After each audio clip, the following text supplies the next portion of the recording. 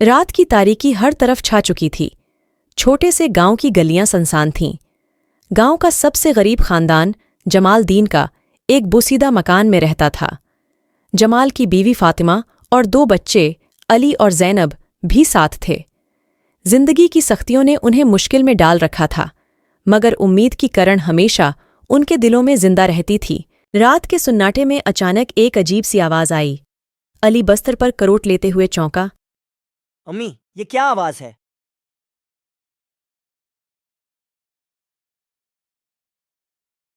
बेटा, ये सिर्फ हुआ है, सो जाओ। सुबह होते ही अली ने अपने वालिद जमाल को बताया कि रात को उसने कुछ सुना था। जमाल ने संजीदगी से कहा, बेटा, ये तुम्हारा वहम हो सकता है, पर एहतियात करना जरूरी है।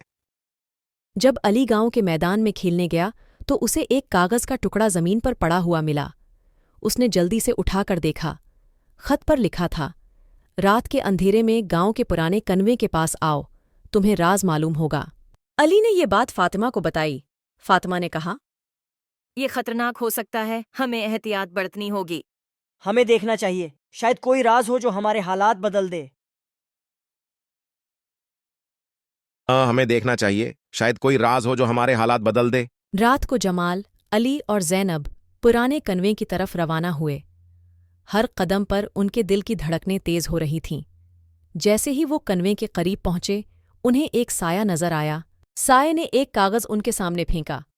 जमाल ने कागज उठाया और पढ़ा, खजाना उस कन्वे में छिपा हुआ है, उसे तलाश करो। जमाल ने कन्वे के अंदर झांका तो एक पुराना संदूक नजर आया। अली ने कहा, अब्बा, हम उसे बाहर निकालें? जमाल ने संदूक बाहर निकालने की कोशिश की, मगर अचानक कुछ लोग आ गए और हमला कर दिया। जमाल, अली और ज़ैनब ने बहादुरी से मुकाबला किया। जमाल ने भी कहा, हमें डरने की जरूरत नहीं, हम सच्चाई के रास्ते पर हैं। अचानक एक शख्स जो जमाल का पुराना दोस्त था, मदद के लिए आ पहुंचा। उसने हमला आवरों को भगाया और जमाल ने संदूक खोला तो उसमें सोने चांदी के ज़ेवरात और कीमती अशिया थीं। जमाल की आंखों में आंसू आ गए। उसने कहा, ये सब खुदा का करम है। कहा, जमाल, ये खजाना तुम्हारा हक है, उसे अपने खानदान की भलाई के लिए इस्तेमाल करो। जमाल ने फैसला किया कि खजाने का कुछ हिस्सा गांव की बेहतरी के लिए इस्तेमाल करेगा। उसने स्कूल और हिस्पताल बनवाया ताकि सबको फायदा हो। जमाल का खानदान अब खुशहाल जिंदगी गुजारने लगा। उन्होंने हमेशा याद रखा कि जिंदगी में मुश्किलात आती हैं, मगर सच्चाई और नेकी का रास्ता कभी नहीं छोड़ना चाहिए। कहानी का सबक ये है कि नेकी और सच्चाई की ताकत कभी कमज़ोर नहीं होती।